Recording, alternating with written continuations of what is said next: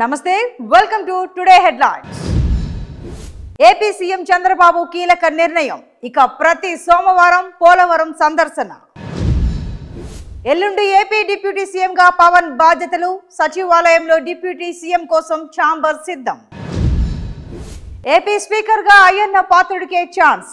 జనసేనకు deputy speaker, chief whip గా Dhulipalla. TDP AP రాష్ట్ర అధ్యక్షుడిగా శ్రీనివాస్. చంద్రబాబు నమ్మకాన్ని నిలబెడతానన్న పల్లా. ఋషికొండలో భవనాలపై టీడీపీ వర్సెస్ వైసీపీ. నిజాలు త్వరలోనే తేలుతాయంటూ ట్వీట్ వార్. ఫోన్ ట్యాపింగ్ కేసులో దూకుడు పెంచిన సిట్. సర్వర్లు, హార్డ్ డిస్క్ల స్వాధీనం. ల్యాబ్ మేనేజ్మెంట్ కు నోటీసులు. కేసీఆర్ అభ్యంతరాలను పరిశీలిస్తామన్న జస్టిస్ నరసింహారెడ్డి. లేఖలోని అంశాలను ప్రత్యేక టీం పరిశీలిస్తోందని ప్రకటన. బక్రీద్ నేపథ్యంలో హైదరాబాద్ లో ట్రాఫిక్ ఆంక్షలు. ముస్లింలు ప్రార్థనలు జరిగే చోట పోలీసుల బందోబస్తు. రేపు అన్నదాత ఖాతాల్లోకి పీఎం కిసాన్ నిధులు. 9.26 కోట్ల రైతుల ఖాతాల్లో జమ కానున్న 20,000 కోట్లు.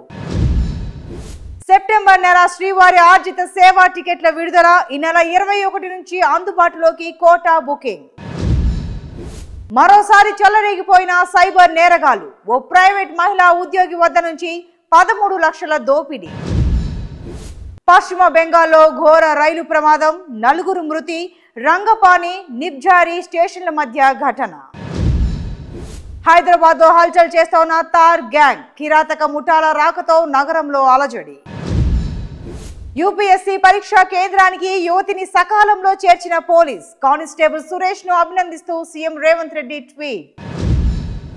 మేఘ సందేశాలను తీసుకొచ్చే మేఘదూత్ వాతావరణ సమాచారంపై ప్రత్యేక యాప్లు. తెలుగు రాష్ట్రాల్లో చురుగ్గా కదులుతున్న నైరుతి. ధోని ప్రభావంతో తెలుగు రాష్ట్రాలకు వర్ష సూచన. అవయవదానం అగ్రిమెంట్ పై హీరో విశ్వక్ సేన్ సైన్.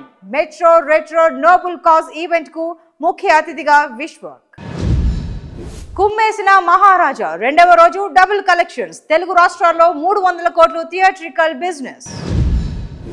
ఇవి టుడే హెడ్లైన్స్. చూస్తూనే ఉండండి 6 టీవీ. సామాన్యుడి ఆరోపణ.